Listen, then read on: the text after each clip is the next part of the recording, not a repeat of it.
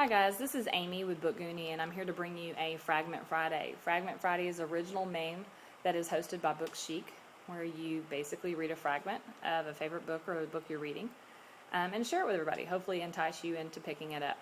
This week I've already had some posts on Match. I've had a review, a Music Monday, and a teaser.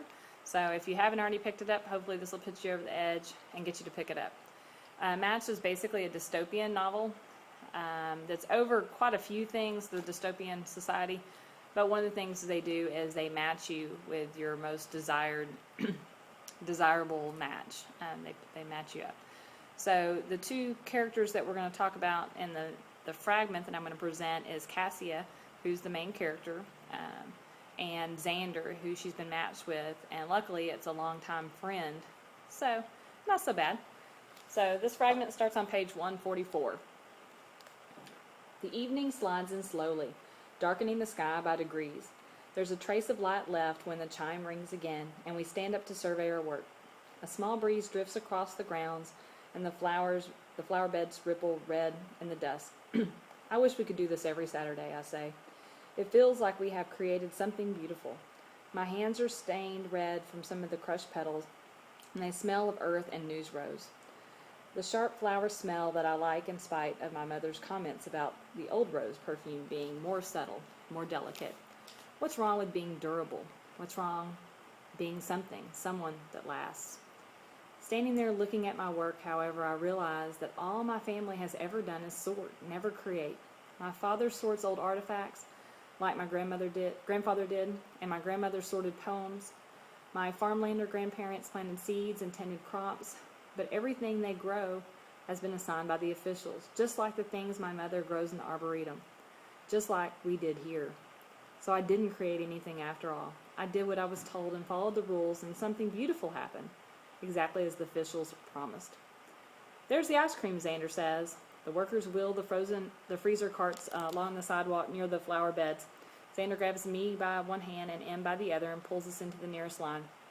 It takes the workers much less time to hand out our foil cups of ice cream than it took to pass out the dinner, because ice cream is all the same.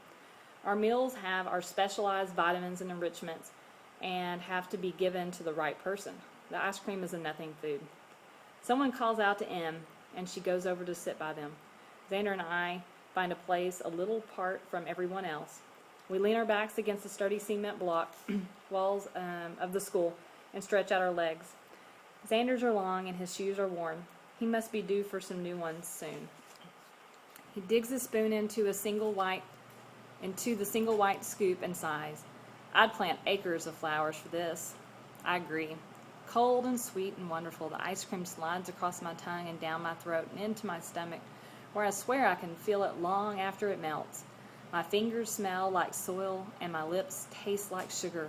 And I'm so awake right now, I wonder if I'll ever be able to sleep tonight. Xander holds out his last spoonful towards me. No, it's yours, I say, but he insists. He is smiling and generous, and it seems ungracious to push his hand away, so I don't. I take the spoon from him and I pop the last bite into my mouth.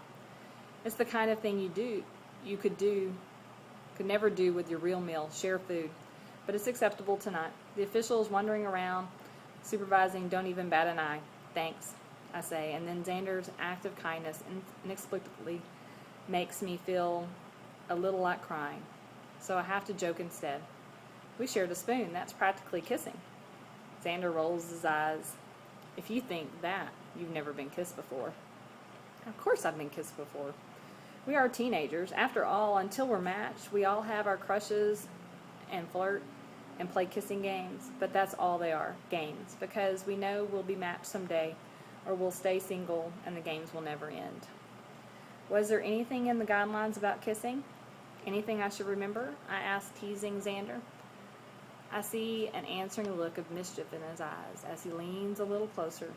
There are no rules about kissing, Cassia. We're matched. I have looked at Xander's face many times, but never like this. Never in the almost dark. Never with the feeling in my stomach and my heart that is 2 parts excitement and 1 part nervousness. I glance around, but no one looks at us. Even if they did, all they would see is 2 shadowy figures sitting rather close as the evening dims. So I lean closer too. And if I needed any more confirmation that the society knows what they're doing, that this is the match for me, the taste of Xander's kiss would convince me. It feels right, sweeter than I expected. So hopefully if you haven't already picked up Matched, you pick it up and get it read so you're ready for Cross to come out this summer. So happy reading. Have a good weekend.